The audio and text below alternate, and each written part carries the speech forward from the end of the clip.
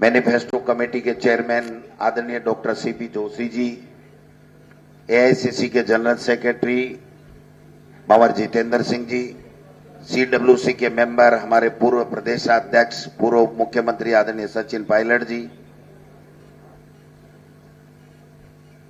P Ramesh साहब, media के हमारे चेयरपर्सन मोहन प्रकाश जी, आदरणीय हमारे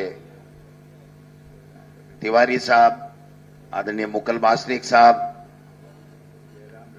जयराम रमेश जी साहब, हमारे सारे के सारे जितने भी नेता मंच के ऊपर मौजूद हैं, एआईसीसी से पधारे हैं, आप सब पत्रकार बंधुओं का इस हमारे घोषणा पत्र के लॉन्चिंग पे हमारे खड़गे साहब के कर कमलों से होगा, उसके अंदर आपका बहुत बहुत हार्दिक स्वागत है, अभिनंदन है।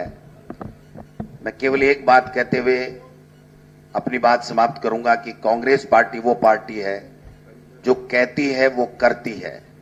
पहले हमारा पिछला जो घोषणा पत्र था उसको सबसे पहले हमने पहली कैबिनेट की बैठक में सरकारी दस्तावेज बनाया और उसके बाद में उसी को इंप्लीमेंट करते हुए आज हम गर्व से कह सकते हैं कि जो हमारा पिछला घोषणा पत्र था वो 98% से भी ज्यादा हमने पूरा किया है। और उस घोषणा पत्र के अलावा भी हमने जो 10 प्रकार की सरकार ने गारंटी दी, महंगाई राहत कैंप लगाए, जो जनता को लाभ पहुंचाया और जनता को महंगाई से राहत दी, और फिर 7 गारंटियां हमने प्रेस कॉन्फ्रेंस करके मुख्यमंत्री जी ने कही हैं। ये हमारी कांग्रेस की सोच है कि हम सबको साथ लेकर के सब पूरे प्रदेश के लोगों को संबल देने का काम करते हैं। हर वर्ग को कैसे ऊपर उठे, कैसे वो आराम से अपना जीवन यापन कर सके और अच्छी प्रगति कर सके, उस दिशा में हमारी कांग्रेस पार्टी चलती है। आज हमारा सौभाग्य है कि हमारे राजस्थान प्रदेश में हमारे यशस्वी नेता आदरणीय मल्लिकार्जुन खड़गे साहब, जो हमारे राज्यसभा में नेता प्रतिपक्ष भी हैं, उनके और हमारे राष्ट्रीय अध्यक्ष हैं, उनके कर कमलों से आप सबकी मौजूदगी में ये जन घोषणा पत्र आज लॉन्चिंग हो रहा है। मैं इतना ही कहना चाहूंगा प्रदेश कांग्रेस कमेटी के अध्यक्ष के नाते कि कांग्रेस की सरकार 100% राजस्थान में बन रही है। हमने पहले की भांति जन घोषणा पत्र को हमारी पहली कैबिनेट में इसको सरकारी दस्तावेज बनाएंगे और इसको 100% लागू करके दिखाएंगे और जनता को राहत प्रदान करेंगे।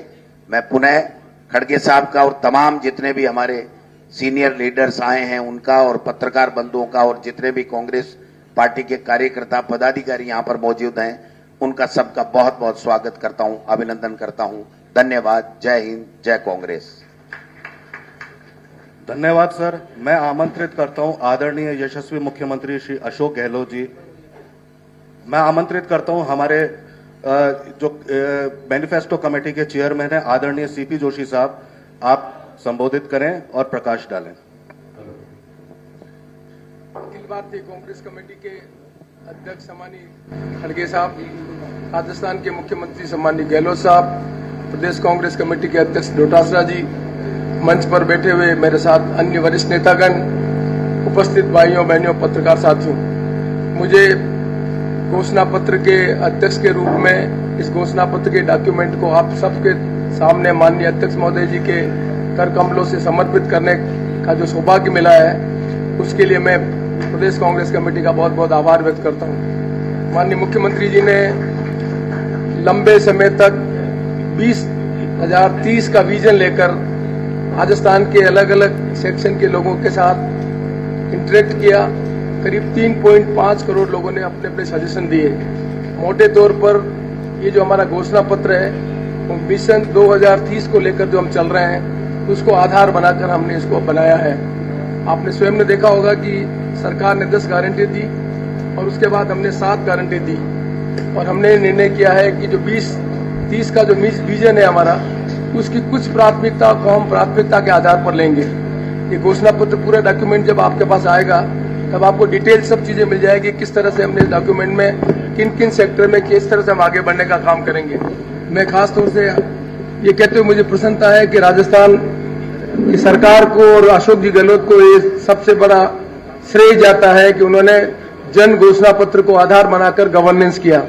चाहे पहली बार सरकार बनी, चाहे दूसरी बार सरकार बनी, चाहे तीसरी बार सरकार बनी, हमारा घोषणा पत्र एक डॉक्यूमेंट जो होता बाइबल की तरह कैबिनेट में पास करवाकर हमने राजस्थान की जनता को बराबर हर समय उस घोषणा पत्र के आधार पर काम करके सत्ता में आने का काम किया। आज पुनः हम उसी विचार के साथ एक नया राजस्थान बनाने के लिए 2030 की कल्पना लेकर हम घोषणा पत्र को आपके सामने प्रस्तुत कर रहे हैं। प्राथमिकता हमारी जो गारंटी है वो सबसे बड़ी प्राथमिकता रहेगी।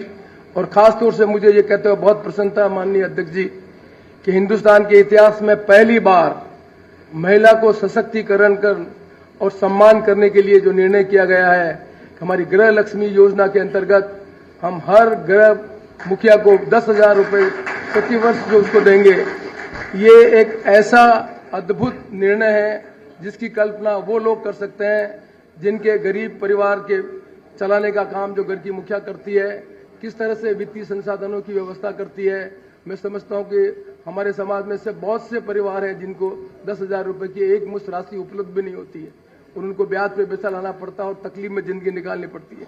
किस तरह से महिला हमारा घर का प्रबंधन करती है, उसको सम्मान करने के लिए इस देश में पहली बार राजस्थान की सरकार जो निर्णय कर रही है, उसके लिए मैं सबसे पहले आपसे कहना चाहता हूं कि सबसे प्रमुख जो हमारी गारंटी है, प्रतिवर्ष 10,000 रुपये एक मुश्त उनके खाते में हम डालेंगे। ये हमारा सबसे बड़ा प्रयास है। दूसरा जो हमने कृषकों के लिए सबसे बड़ा काम किया है कि लंपी आते समय हमने देखा है कि बहुत से कृषक परिवारों के गाय और भैंस जो उनके आमदनी का सोर्स था वो मर गई थी और उनको कंपनसेशन देने के लिए हमने निर्णय किया था कि 45,000 रुपये एक मुश्त देंगे। कुछ काश्तकार उसका फायदा उठा पाए, कुछ काश्तकार उसका फायदा नहीं उठा पाए। अब कामधेनु योजना के अंतर्गत हम जो सबसे बड़ा काम कर रहे हैं, उनको आश्वस्त कर रहे हैं कि उनके जो 2 पशु हैं उनका बीमा हम कराएंगे और किन्हीं कारण किसी पशु की डेथ हो जाएगी, एक मुश्त 45,000 रुपये उसके खाते में ट्रांसफर करेंगे, जिससे उस कृषक को विश्वास हो सके कि हम अपने उसके निर्णय करने के लिए उसकी जो जीविकोपार्जन का साधन है उसको संबल मिल सके। और एक बहुत बड़ा काम जो कर रहे हैं, जो छत्तीसगढ़ में भी किया गया है कि गोधन जो हमारा है उसका जो गोबर है उसको 2 रुपये किलो में हम खरीदेंगे, जिससे उसको और भी आर्थिक सहायता मिले और गाँव के प्रति जो हमारी संवेदना है और हमारा जो कमिटमेंट है उसको हम रिफ्लेक्ट करेंगे। ये हमारी प्राथमिकता जो मोटे तौर पर मैंने कही। ठीक उसी प्रकार जो हमारी नौजवान पीढ़ी के बच्चे हैं जो कॉलेज में पढ़ने आ रहे हैं, उनको हम फ्री लैपटॉप देंगे, जिससे वो लैपटॉप के माध्यम से शिक्षा के अपने स्तर को बढ़ा सके। ये हमारी प्राथमिकता जो है वो जो गारंटी की प्राथमिकता है। एक जो सबसे बड़ा ध्यान मैं आपको आकर्षित करना चाहता हूँ, शहर और गांव के बच्चे की जो शिक्षा के बीच में अंतर है, उस अंतर में एक बहुत बड़ा कारण है इंग्लिश मीडियम का नीचे लेवल पर सरकारी स्कूल में इंस्ट्रक्शन नहीं होने के कारण बच्चों में जो गैप हो जाता है शिक्षा स्तर का, उसको पूरा करने के लिए राजस्थान सरकार ने जो पिछले समय से निर्णय किया था हम जगह जगह अंग्रेजी स्कूल खोलेंगे। हम फिर आश्वस्त करना चाहते हैं कि जहां कहीं भी डिमांड होगी हम अंग्रेजी स्कूल खोलकर उन बच्चों के शिक्षा स्तर को बढ़ाने का भी काम करेंगे। गैस सिलेंडर के समय में आप सबको मालूम है कि हम गैस सिलेंडर के संबंध में हमारा कमिटमेंट है, हमने उसको एनलार्ज कर रहे हैं और ज्यादा सेक्शन को हम इन्वॉल्व करके 500 रुपये में उनको गैस सिलेंडर देने का काम करेंगे। अभी तक ये सुविधा केवल उज्ज्वला कनेक्शन वालों को थी, अब उसको हम एनलार्ज करके और बड़े जो है हमारे नेशनल फूड सिक्योरिटी के जो बेनिफिशियरीज हैं उनको भी इसमें इंक्लूड करने का काम करेंगे। ओपीएस के संबंध में आप सबको मालूम है राजस्थान सरकार ने निर्णय लिया, देश के सामने एक उदाहरण प्रस्तुत किया। अब हम कानून बनाकर आश्वस्त करना चाहते हैं कि ये कानून बनेगा जिसके कारण कोई भी सरकार आए उनको मैंडेटरी होगा इस कानून का पालन करके उनकी ओपीएस की गारंटी दे सकें। ये बात मैं इसलिए कहना चाहता हूं कि ये 7 गारंटी मुख्यतः हमारे इलेक्शन में लोगों को आश्वस्त करने का है कि जो हम कहते हैं वो करते हैं। 10 गारंटी पे हमने लोगों को महंगाई में राहत देने का काम किया है। ये जो हमारी क्रेडिबिलिटी है इस राजस्थान में कांग्रेस की जो साख है, उस साख के आधार पर 7 गारंटी का काम लेकर हम अपना नया 2030 का विजन लेकर आगे बढ़ रहे हैं। और जो 2030 के विजन में जो साइलेंट फीचर हैं उसमें 2-3 चीजों को मैं आपके सामने हाईलाइट करना चाहूंगा। एक, किसानों को हम आश्वस्त करना चाहते हैं कि स्वामीनाथन कमेटी की रिपोर्ट के आधार पर मिनिमम सपोर्ट जो प्राइस है उसको देने के लिए हम अपने आप को कमिट करते हैं। हम उसके देने का मेहनत करेंगे। पहली बार किसानों को 2 लाख रुपए का बिना ब्याज का ऋण देंगे, जिससे वो किसान अपने खेती के जो काम है उनके कारण काम कर सके, उसको वित्तीय संसाधन उपलब्ध कराने का काम करेंगे। उसमें 2 लाख रुपए की ब्याज की राशि उनको मुक्त करेंगे। नौजवानों के लिए हम एक नया काम करना चाहते हैं। आप सब जानते हैं कि हमारी यंग पॉपुलेशन ज्यादा है, लोगों की एस्पिरेशन ज्यादा है कि जॉब, सरकारी जॉब मिले। नवाचार करना चाहते हैं। पहली बार राजस्थान में हम पंचायत स्तर पर भर्ती करने की एक नई योजना ला रहे हैं, क्योंकि आप सब जानते हैं कि पंचायत लेवल पर 73 अमेंडमेंट होने के बाद एजुकेशन का जो काम है वो मोटे तौर पर पंचायत स्तर पर होता है। प्राइमरी एजुकेशन है, यूपीएस एजुकेशन है। एक नया कैडर हम खड़ा करना चाहते हैं पंचायत राज का, जिससे शिक्षा के क्षेत्र में 73, 74 अमेंडमेंट के और फंड और फंक्शनरीज हैं, उनका नया कैडर प्रस्तुत करना चाहते हैं। क्योंकि देश की आजादी के बाद स्टेट सर्विसेज का कैडर है, सेंट्रल सर्विसेज का कैडर है, लेकिन पंचायत सर्विस का कैडर नहीं होने से हम नए सिरे से पंचायत पर सर्विस कैडर करना चाहते हैं। उसका सबसे बड़ा लाभ यह होगा, आपको याद होगा अशोक गहलोत जी की सरकार में हमने राजीव गांधी पाठशालाएं प्रारंभ की थी। राजीव गांधी पाठशाला जब हमने प्रारंभ की थी तब हमने निर्णय किया था कि जिस वार्ड में वार्ड पंच होगा, एससी का होगा तो एससी का, एसटी का हो तो एसटी का, ओबीसी का हो तो ओबीसी का, महिला होगी तो महिला, उसी कैटेगरी को हमने राजीव गांधी शिक्षा मित्र बनाया था हमने, और 1200 रुपए दिए थे। 25,000 एक साथ राजीव गांधी पाठशाला खोलकर हमने 25,000 अलग अलग वर्ग के लोगों को 1200 रुपए की नौकरी दी। आज उनको 56,000 रुपए मिल रहे हैं, और अशोक जी गहलोत की सरकार ने जीवन भर उनको पेंशन देने का काम किया है। ये नवाचार हम पहले कर चुके हैं। उन्हीं नवाचार को आधार बनाकर हम राजस्थान में एक नया सर्विस कैडर खड़ा करना चाहते हैं, जिससे पंचायत में जो हमारे नौजवान पीढ़ी के बच्चे हैं, जिनके परिवार में कोई भी नौकरी में नहीं आया, उनको भी सर्विस करने का अवसर मिल सके, और उनको सर्विस को धीरे धीरे हम आकर सरकारी नौकरी जो है उनके बीच में एक नया कैडर बनना चाहते हैं। पहले they have to render services panchayat level service level, and after due course of time they will be employ as the government employ. So एक नया कैडर खड़ा करके जो हमारा कमिटमेंट है 10 लाख लोगों को रोजगार देना है, उसमें 4 लाख लोगों को सरकारी नौकरी देना है। ये नया कैडर खड़ा करके हम इस हमारी प्रायोरिटी जो 2030 है उसके साइलेंट फ्यूचर को मैं आपके सामने हाईलाइट करना चाहता हूँ। मैं ये भी कहना चाहता हूँ आपको, महिला सशक्तिकरण के बारे में लंबे समय से काम कर रहे हैं। कन्विक्शन करने के लिए कानून बनाए, उनको और सशक्ति करने का काम करेंगे। एक काम जिस पर हमारी पार्टी का नेतृत्व खड़गे जी, राहुल गांधी जी बार बार कहना है, हम जाति जनगणना कराएंगे। ये हमारा कमिटमेंट है। सरकार आने के बाद हम जाति जनगणना कराएंगे, जिससे उन जाति के लोगों को जिनको मूलभूत सुविधा उपलब्ध नहीं है, आप गांव में जाएंगे, समाज का ऐसा बहुत वनरेबल सेक्शन है जो शिक्षा से वंचित है, सड़क से वंचित है, पीने के पानी से वंचित है, उन लोगों को सरकारी सुविधा मिल सके, गवर्नमेंट का जो फंड है उनका डिवोल्यूशन इस आधार पर हो सके। इस पर्पज के लिए हम जाति जनगणना अपनाकर समाज के सभी वर्गों को एक ही स्तर पर लाने का काम करेंगे। ये हमारा कमिटमेंट है, जिसको हम प्राथमिकता के आधार पर करेंगे। चिकित्सा स्वास्थ्य के संबंध में राजस्थान सरकार ने खुद ही निर्णय लिया है 25 लाख का कराने की फ्री का, अब उसको इनलार्ज करके 50 लाख तक का जो है कवर करने का हम काम करेंगे। मैं समझता हूं कि बहुत सी चीजें माननीय मुख्यमंत्री जी हाईलाइट करेंगे। एक चीज और मैं हाईलाइट करना चाहता हूं, पहली बार गांव में ट्रेडर जो बिजनेस करता है, उस बिजनेस करने वाले ट्रेडर को 5 लाख रुपए की बिना गारंटी के उनको हम पैसा देंगे, जिससे वो ट्रेडर अपने समाज को सर्विस सेंटर करता है। ये एक नया काम हम करना चाहते हैं, जिससे समाज के लोगों को लग सके कि जो नीचे लेवल पर लोगों की नीड्स को पूरा कर रहा है, उसकी वित्तीय संसाधन उपलब्ध कराने के लिए ट्रेडर की जो नीचे लेवल की कम्युनिटी है उसको 5 लाख रुपए तक बिना ब्याज का, जो क्रेडिट कार्ड जैसा किसान का है वैसा किसान क्रेडिट कार्ड हम देने का काम करेंगे। एक नया काम जो राजस्थान की सरकार ने किया, गिग वर्कर्स का, राजस्थान ने गिग वर्कर्स का कानून बनाया। हम उसको आगे बढ़कर एक नया काम करना चाहते हैं। राजस्थान में हमारे बहुत से नौजवान टैक्सी ड्राइवर के रूप में काम करते हैं, टेम्पो के रूप में काम करते हैं। ये गिग वर्क से जो एक्ट बना है उसमें एनलार्ज करके उनको भी ये सुविधा उपलब्ध कराएंगे, जिनसे उनको सामाजिक सुविधा मिल सके। ये हमारे कुछ नए प्राथमिकता के आधार पर जो 2030 का हमारा विजन है, उसमें जो साइलेंट फीचर है उसको मैंने हाईलाइट किया। माननीय मुख्यमंत्री जी डिटेल में आपको 2030 के विजन के बारे में 5 साल तक उन्होंने काम किया, और राजस्थान सरकार ने जिस तरह की हमारी इकोनॉमिक ग्रोथ हुई है वो इस बात का इंडिकेट करती है। हम राजस्थान की जनता को आश्वस्त करना चाहते हैं कि गवर्नेंस का जो नया मॉडल हम ला रहे हैं, गवर्नेंस के मॉडल में सभी लोगों को भागीदारी कर समाज को आगे बढ़ाने का जो काम कर रहे हैं, उस उद्देश्य से हमने ये जो हमने घोषणा पत्र रखा है उसमें प्राथमिकता रखी है, गारंटी रखी है, 7 गारंटी रखी है, साइलेंट फ्यूचर रखा है और 2030 एक नए राजस्थान को बनाने का हमारा संकल्प है। हम आशा करते हैं इस घोषणा पत्र के माध्यम से राजस्थान की जनता हमें मैंडेट देगी और हम अपने जो हमारे मैंडेट है उसके आधार पर राजस्थान के निर्माण का काम कर सकेंगे।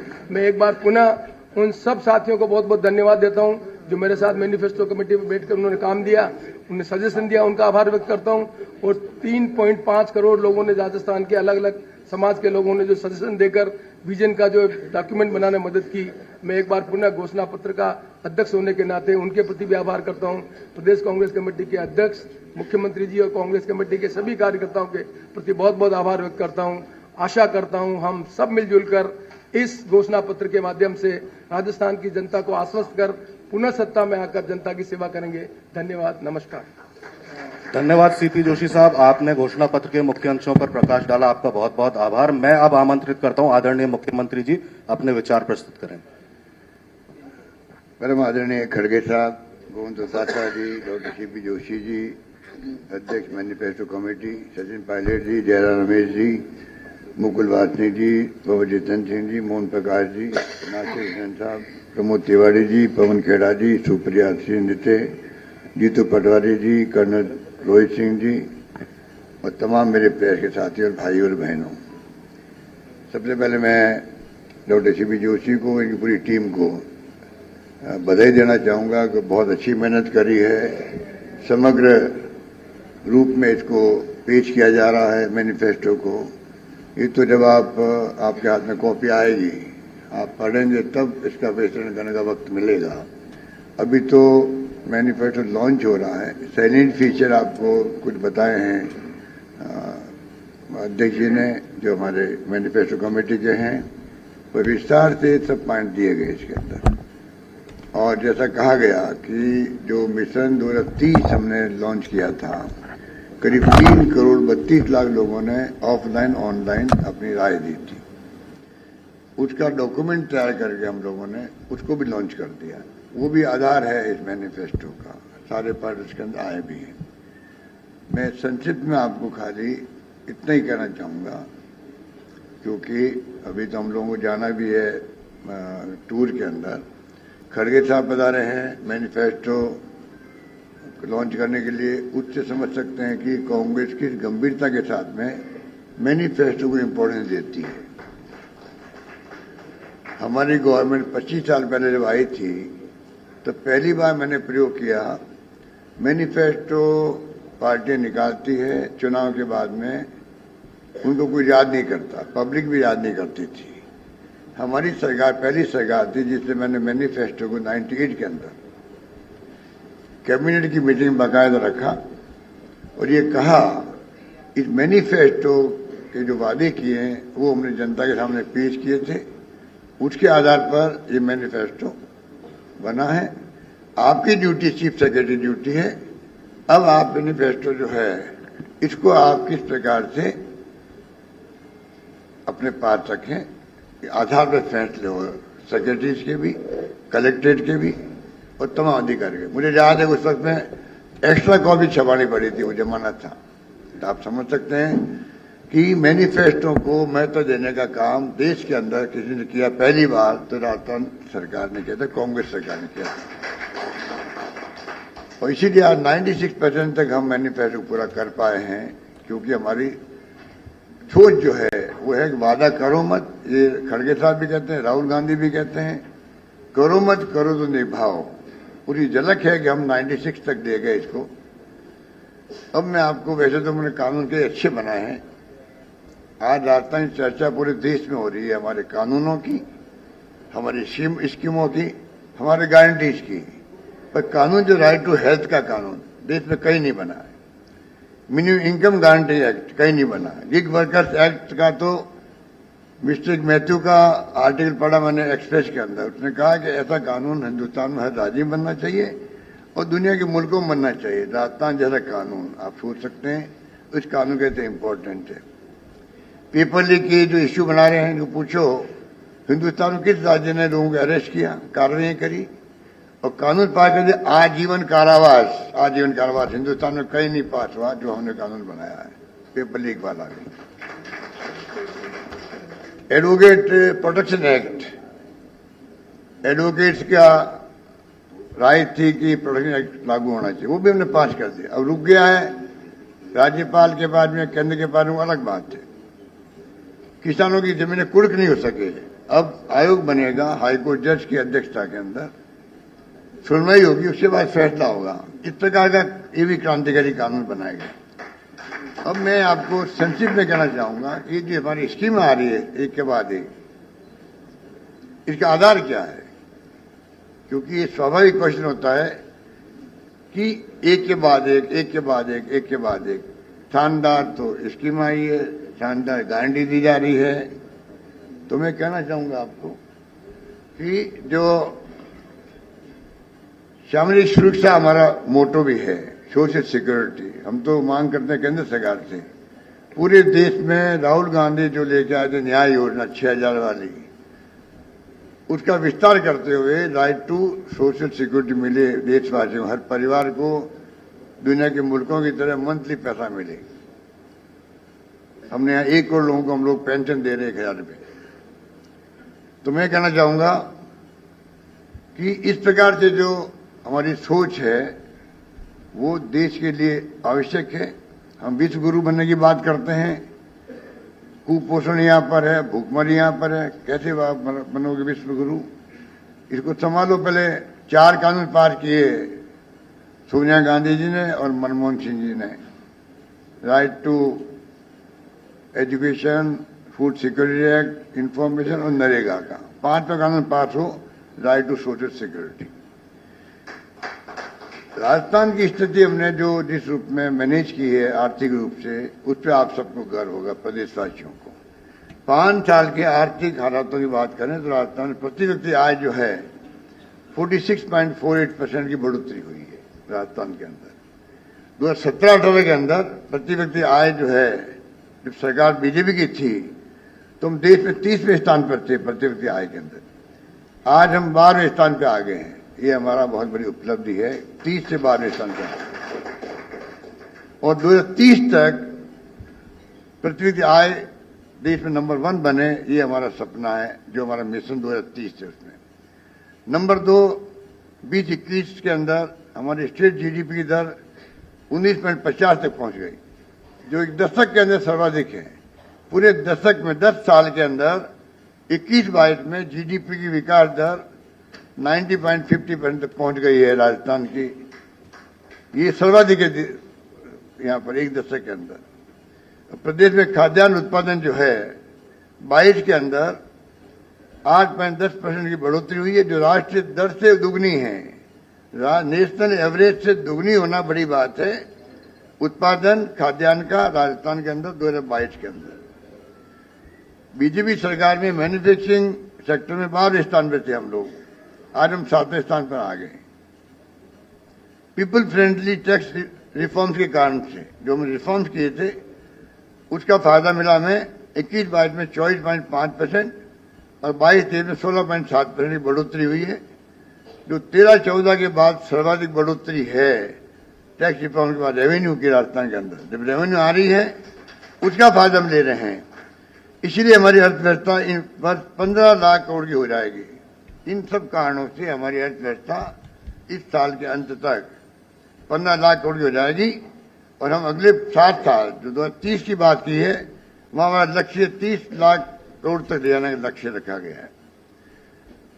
इस प्रकार हमने बेहतर होती आर्थिक स्थिति का लाभ जो है अलग अलग योजनाओं के माध्यम से जनता को दिया, ये मैं कहना चाहता हूँ। जितना भी हमारा परफॉर्मेंस है और लास्ट में आर्थिक विकास दर उत्तर भारत में राजस्थान नंबर 1 है।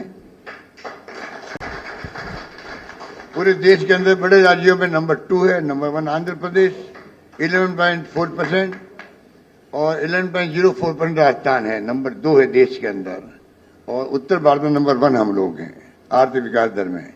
इसलिए हमने जो लाभ मिल रहा है आर्थिक विकास बढ़ी हमारी, उसका लाभ हम जनता में शेयर करना चाहते हैं और कर रहे हैं। बस ये मैं कहना चाहता हूँ। मैं खड़गे साहब से निवेदन करूंगा कि हमारे मैनिफेस्टो को लॉन्च करने की कार्रवाई करें।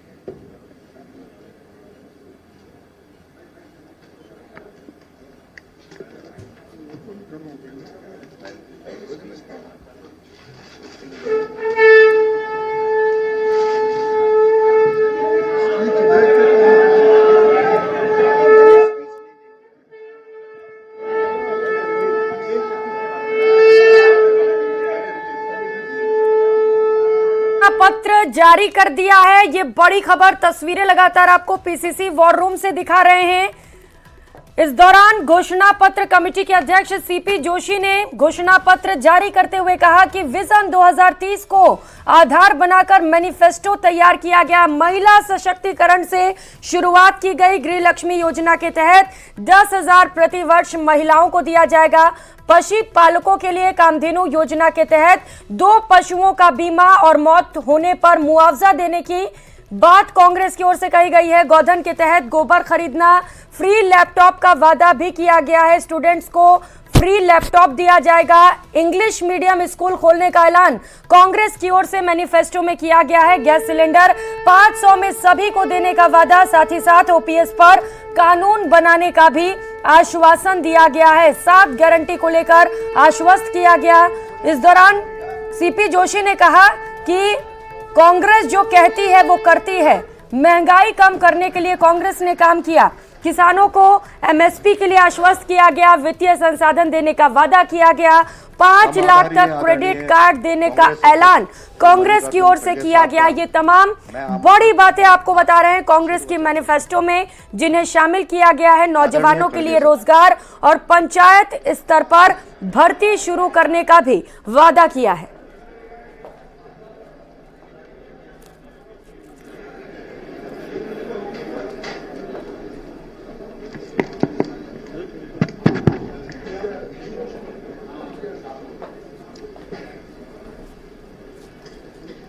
आज के इस घोषणा पत्र जो हमने जारी कर रखा,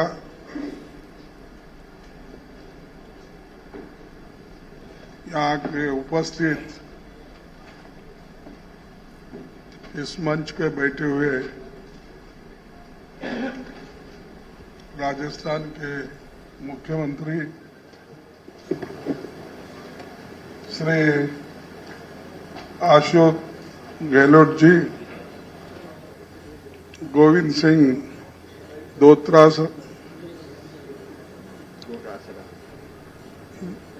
डोटासरा, ये इतना डिफिकल्ट क्यों रख लिया? आप तो सिंह है बस है, गोविंद सिंह ही बस है, तो उसी से पहचाना जाता कौन है क्या है, फिर ये क्यों? सीपी जोशी जी,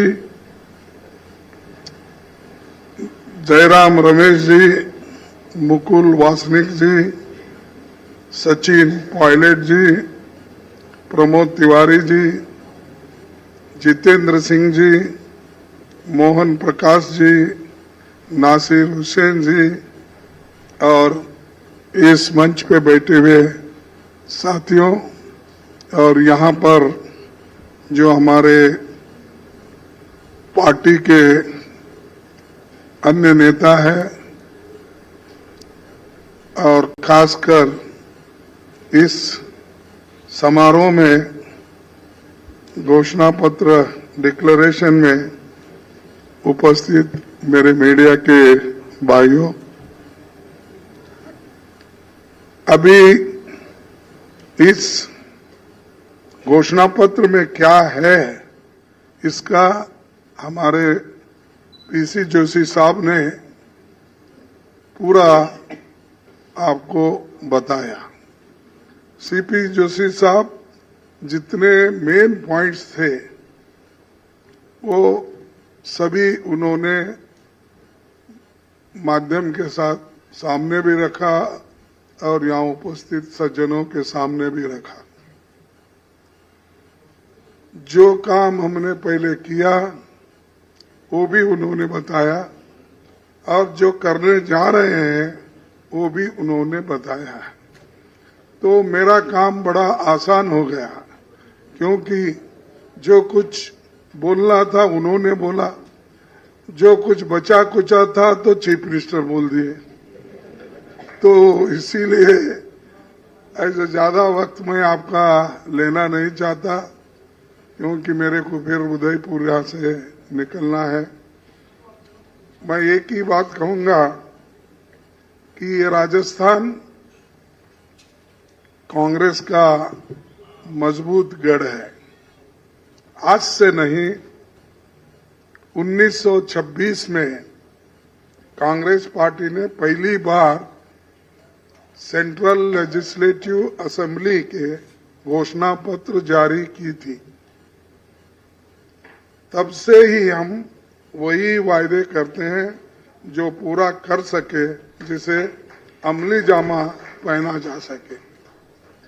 तो हमारे जो वायदे हैं वो बिल्कुल अनुष्ठान लाने के लायक भी है, और अनुष्ठान में हम लाए हैं। चाहे वो हमारे राज्य के हो, सेंट्रल गवर्नमेंट के हो, या कोई भी कार्यक्रम हमारा हो, उसमें हम जो वायदे करते हैं उसको निभाते हैं। अभी यहां दो पिछले का घोषणा पत्र था, अशोक गहलोत जी ने और पूरे कांग्रेस के नेताओं ने मिलके उसको जारी किया। 95% प्रॉमिसेस उन्होंने फुलफिल किया। अगर एक मैनिफेस्टो में कही हुई बातें अगर 90% कोई पार्टी करती है, तो ये बहुत बड़ा अचीवमेंट राजस्थान के लिए भी है, और बहुत बड़ा अचीवमेंट कांग्रेस पार्टी के लिए भी है। तो ये एक तरफ हमारा है। दूसरी तरफ हम जो सेंट्रल में भी हमारी गवर्नमेंट जब थी, 10 साल हमने जो गवर्नमेंट चलाई, उसमें महत्वपूर्ण मुद्दे हमने जनता को सुलझा के दिया। जो लोग जिनके पास गरीबी और जिनको खाना नहीं मिलता था, बच्चों को उस कोई प्रोटीन की व्यवस्था नहीं थी, और सबसे ज्यादा बच्चे ये प्रोटीन के कमी की शिकार कहाँ है बोले तो गुजरात में है। आप देखिए, आप वो बाकी का नहीं पढ़े, अपना जो ठीक था उतना पढ़े, लेकिन दूसरे की कमी क्या है वो नहीं पढ़े।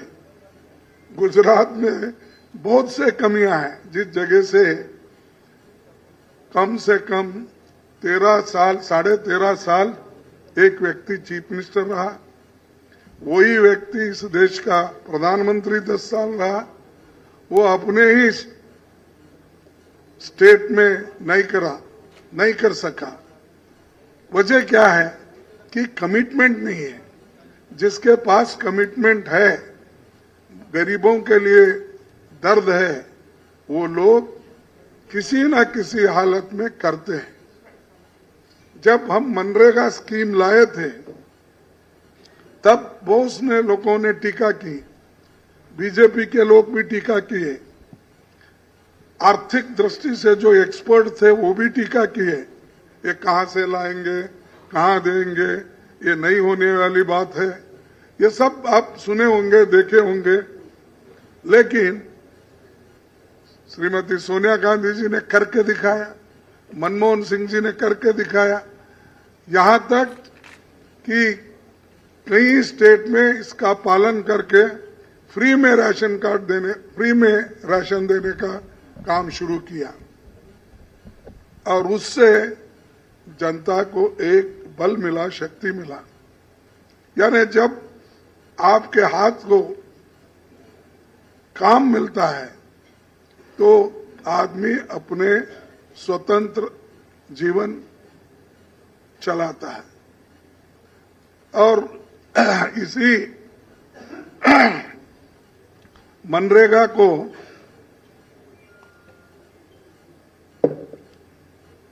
मोदी साहब कहे थे, जब मैंने पूछा कि मोदी साहब और जेटली साहब मनरेगा के लिए आप बहुत पैसा कम रखे हैं, क्या इसको अबोलिश करने वाले हैं क्या? तब उन्होंने क्या कहा मुझे, खड़गे साहब इस मनरेगा को हम अबोलिश नहीं करेंगे, ये तो आपका जीता जागता स्मारक है कांग्रेस पार्टी का। हाँ, पीएम ने खुद ने कहा, उन्हें ही कहा था, जब कहा तुम्हारा जीता जागता फेल्यूर का ये एक स्मारक है, इसको मैं निकालता नहीं और पैसे दूंगा बोले।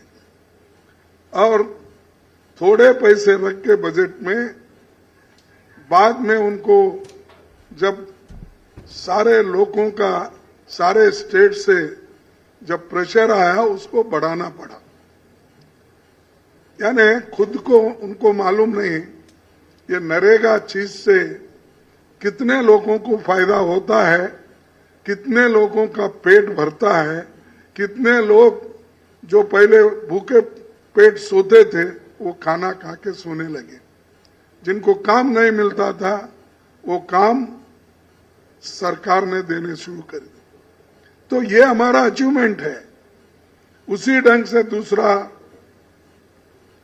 कि फूड सिक्योरिटी एक्ट, इसको भी जब हमने लागू करने की कोशिश की तो बहुत से लोग टीका करें, इतना पैसा कहाँ लाएंगे, एक तरफ नरेगा, एक तरफ ये अपना फूड सिक्योरिटी, ये सब बहुत न होने वाली चीजें हुई। वो भी हमने करके दिखाया, उसको भी बहुत कुछ उन्होंने कहा। फिर बच्चों के एजुकेशन के लिए उन्होंने कंपलसरी एजुकेशन से हर बच्चे को शिक्षा मिलना चाहिए, ये जो एक्ट बना के हमने दिया वो भी उस वक्त उन्होंने टीका की। ऐसे बहुत से चीजें हैं जिन पर कांग्रेस के काम पर उन्होंने टीका करते ही रहे और वो खुद कुछ नहीं करे। हमको गालियां देने का छोड़ के दूसरा काम उन्होंने कुछ नहीं किया, लेकिन खुद ही बोलते हैं, गालियां तो हमको देते हैं, राहुल गांधी जी को देते हैं, अब इनको भी शुरू करे हैं अशोक को भी देने का, और दूसरे हर स्टेट में जाते हैं तो वहां के नेताओं को बोलते हैं। मेरे को तो बहुत बार बोलते हैं कि मेरे बाप को भी गालियां दी इन्होंने, मैं क्यों दूं? बाप बेचारे, उनके बाप पिताजी कब गुजर गए, क्यों गुजर गए, वो तो पॉलिटिक्स में नहीं थे, उनको बोलने का मेरा तो कोई ये नहीं बनता, अधिकार नहीं बनता। उनके पिता को बोल के मैं कहाँ जाऊं? मैं तो अपनी माता को 75 इयर्स पहले खो लिया। मैं जब 7 साल का था तब मैं, मेरी बहन, मेरी माँ, मेरा चाचा सब जल के खाक हो गए, मैं बचा एक, और मेरे पिताजी, 2 ही लोग बचे हमारे घर में, 2 ही लोग। अब तक जिंदा हूं मैं, 82 हो गए, अब तक जिंदा हूं। ये किस लिए कह रहा हूं, हम किसी को ऐसा बोलते नहीं, लेकिन झूठों का सरदार हमेशा हर बात ऐसी बोलते रहते, हर बात ऐसी ही बोलते रहते। ये बड़ा मुश्किल हो गया। जुमलेबाजी वो तो शाह के लिए छोड़े सो। तो ये ऐसा, यानी जो हमारे मुंह में नहीं रहता वो हमारे मुंह में डाल के लोगों की सिंपैथी वो लेने की कोशिश करते, ये अच्छा नहीं। आप पॉलिटिक्स में हो, आप क्या किए आप बोलिए, आप क्या नहीं किए हम बोलेंगे। अगर लोगों को पसंद आया तो लोग स्वीकार करेंगे, अगर नहीं आया तो छोड़ दो उसको। तो उन्होंने वो भी मुझे बदनाम करने की कोशिश की। आप पढ़े होंगे, खड़गे जी ने मेरे पिताजी को भी नहीं छोड़े, वो पहले ऐसे नहीं थे, यानी वो भी एक यानी ऐसे नहीं थे, कोई इनको सिखा रहा है इसलिए बोल रहे।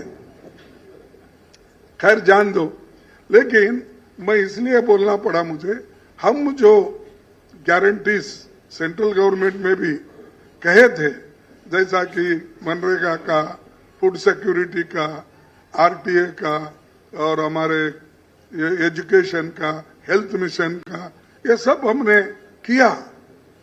और वही काम गहलोत जी ने अपने सरकार में बहुत से चीजें सेंट्रल गवर्नमेंट को तो उन्होंने अनुष्ठान में लाया, लेकिन बाकी के भी नए नए स्कीम उन्होंने दिया। अब जो पढ़ के उन्होंने बताया, जैसा कि अपने लोगों के लिए जो सेहत के लिए, आरोग्य के लिए 25 लाख का कुछ था। चिरंजीवी योजना में मुफ्त इलाज की राशि पहले 25 लाख थी, अब वो बढ़ाकर 50 लाख की है।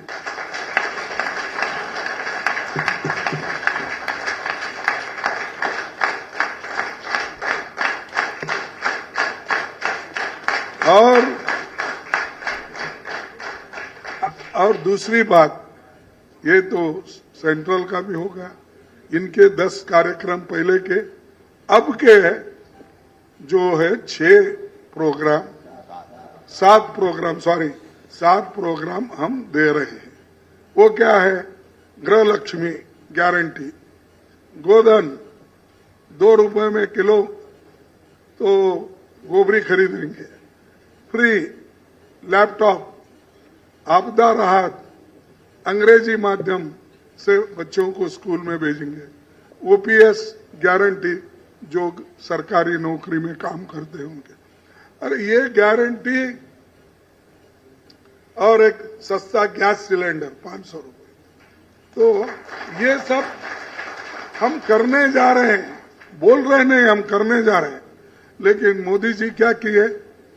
सबको बोले, मेरी माँ, मेरी बहनें चूल्हे के सामने जब बैठती है, फूकने से जब फूकती है, धुआं जब आंखों में आता है, जब वो ये अपना उनके आंखों से पानी निकलता है, वो देखकर मुझे बहुत हैरान हुआ। तो इसलिए मैं फ्री गैस सिलेंडर दूंगा। बोले नहीं, फ्री गैस सिलेंडर। अरे भाई ठीक है, एक फ्री शुरू में तो दिए, उसके बाद में क्या किए? वो गैस सिलेंडर को बढ़ाते बढ़ाते 1150 रुपए किए। और अब इलेक्शन आए तो आपने क्या किया? 200 रुपए कम किया। अरे हमारे जॉब से तो आपने पहले निकाल लिया, कम से कम ये 450 रुपए था, तो 450 कहाँ और 1150 का।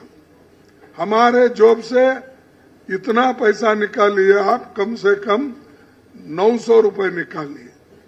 900 रुपए निकाल लेके आप 800-900 रुपए निकाल लेके हमको उल्टा दे रहे 200 रुपए। तो ये, और हमको बोले, ये अशोक गहलोत जी, ये छत्तीसगढ़, इधर सब क्या है, वो कौन सा रेवड़ी, क्या है, रेवड़ी बांट रहे। अरे भाई हम रेवड़ी बांट रहे, फिर तुम 5 केजी बढ़ाकर वोट लेने के लिए जो करे वो क्या करे, क्यों करे? तो ये उनकी दिखाने की आदत एक है, बोलने की आदत एक है, और इनको जो जो स्कीम हम कर रहे हैं उनको कंपटीशन करने के लिए कुछ ना कुछ दूसरा करते हैं, वही रिपीट कर रहे हैं। हमारे जो स्कीम से 7 ये हो 10 पहले के हो, हमारे स्कीम के वो बार बार रिपीट करते हैं और देखते हैं इसमें वोट किससे मिलता है, तो उसको एक 50 रुपए बढ़ा देते हैं। जैसा बोली होती है कहीं भी मार्केट में, तो कोई अगर ऑक्शन में ठहरता है किसी चीज के लिए, कोई बोलता है कि एक भाई धान खरीदने का है तो कोई बोलता है 500 रुपए, तो दूसरा बोलता है 501, 502, ऐसा आज मोदी गवर्नमेंट हम कर रहे हैं। ये देखकर उन्होंने भी 1 रुपए 2 रुपए कई चीजों में बढ़ा ले रहे, तो लोग ये सुनेंगे नहीं। तुम कितना भी कोशिश करो, इस बार फिर से राजस्थान में कांग्रेस आएगी।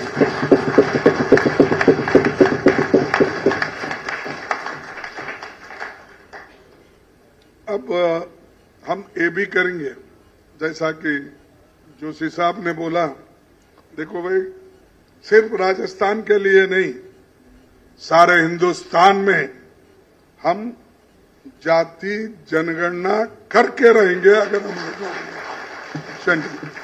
दूसरों को दुख देने का, दूसरों को हरासमेंट करने का हमारा उद्देश्य नहीं है।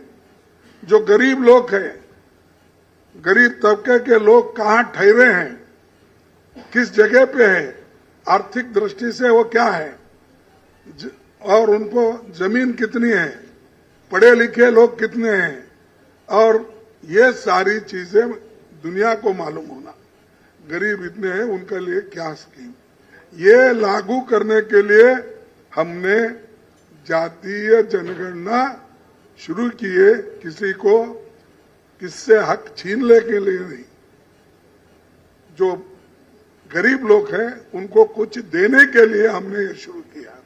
तो ये परिस्थिति आज है, और इसको भी वो लोग कुछ टीका करते हैं, फिर बाद में उनमें से कई लोग नहीं नहीं ये ठीक है बोले, तो फिर मोदी जी बोलते हैं यस मैं भी बैकवर्ड क्लास का हूं, बोले कई बार, आप सुने नहीं क्या, तो मैं बैकवर्ड का हूं। वो भी घासी अपना तेली है, घासी तेली जो होते हैं वो बैकवर्ड में नहीं थे पहले।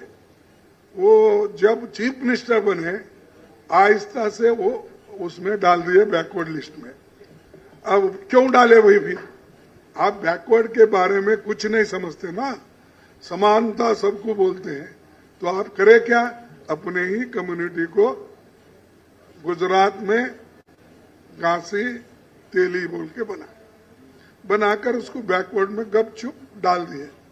ऐसा ही दूसरों का डालें नहीं, ठीक है आपको भी फायदा मिलेगा जाति जनगणना करने से। अशोक साहब उनको भी दे दो जरा, ये जाति जनगणना में अगर उनके लोग पीछे हैं तो सब लोग आप बैठ के सोचिए। फिर उसके बाद उनके जो कानून थे, युवाओं के लिए हमने 10 लाख रोजगार के मौके बनाएंगे। तो राजस्थान में जो युवा है, अनएम्प्लॉयड है, उसको हम 10 लाख नौकरियां 5 साल में देंगे। नहीं तो आप बोलेंगे खरगे साहब आए डिक्लेयर करे कल से दो बोलेंगे। इसको प्लान करके 10 साल में 5 साल में 10 लाख नौकरियां देंगे, उसमें से 4 लाख नौकरियां सरकार में है। और ये सब निर्णय हम लेंगे, हमारी कैबिनेट जो चुन के आएगी नई कैबिनेट, उसमें ये सब इम्प्लीमेंट करेंगे। मैं बार बार ये कहता हूं कि वो लोग झूठे हैं, हम ठीक करते हैं, इसलिए बोला कि 2-3 मेरे साथ 4-5 उदाहरण है। मैं बोला उन्होंने 15-15 लाख का वायदा किया था, वो तो मिला नहीं मिला। फिर 2 करोड़ नौकरियां हर साल देने का वायदा किया, मिले नहीं। किसानों को उन्होंने डबल आमदनी करके 2 गुना आमदनी करके देता हूं बोले, मिला। तो ऐसे है। उसके बाद खाद्य, गोबर, ये सब ये जो औषध है, ये सबको उन्होंने ये कहा कि मैं सब्सिडी देके गरीबों की गरीबी हटाऊंगा, किसानों की हटाऊंगा। उसके बजाय उन्होंने गरीबों को तकलीफ देने का सोचा। बॉर्डर पे हमारे लोग, किसान लोग जो उपवास सत्याग्रह कर रहे थे, उनको वहां पर उठाने की कोशिश किया, वो लोग उठे नहीं, तो कम से कम उस एजिटेशन में 750 लोग मर गए और 4 लोग इंक्लूडिंग जर्नलिस्ट को एक व्यक्ति ने, जो सेंट्रल में मिनिस्टर था, क्या अभी है मालूम नहीं, तो उसका बेटे ने तो किसानों के ऊपर जीप चढ़ा दिया, कुचल दिया। तो फिर किसानों की भलाई कहाँ है? एमएसपी वो भी नहीं है। तो इसलिए मैं बोला, मोदी साहब आप झूठ के ऊपर झूठ क्यों बोलते हैं? आप झूठों के सरदार है, ऐसा मैं बोला। उन्होंने सब छोड़ दिए, हम ये प्रूफ करके बताए। अब हमारा प्रूफ करने दो, हम 95 बोले हैं, इसमें कोई कमी है तो बोलिए। कर्नाटक में हम कहे थे 5, वो हमने करके दिखाया। अब तेलंगाना भी हम बोले हैं, करके दिखाएं। हम जो कहते हैं वो करके दिखाते हैं। इसीलिए मैं ज्यादा न कहते हुए इतना ही कहूंगा कि इस जो राजस्थान घोषणा पत्र है 2023 का, और इससे पहले का भी, सब लोग ये मानते हैं कि राजस्थान में जो कांग्रेस कहती है वो करके दिखाती है। तो हम करके दिखाने वालों में से है, फिर दिखावा करने वाले नहीं है। तो इतना कहते हुए मैं थोड़ा सा समय लिया, इसीलिए मेरे पत्रकार मित्रों को, फिर आपको सबको धन्यवाद देता हूं कि मुझे बुलाए और इस जो राजस्थान घोषणा पत्र का आपने जो मुझे उद्घाटन करने के लिए या रिलीज करने के लिए आपने कहा, तो ये मैं बड़े हिस्से किया हूं। इसीलिए कांग्रेस के नेताओं से मैं कहूंगा, जब आपकी पहली कैबिनेट मीटिंग होगी, ये सारे विषय उसमें आना चाहिए।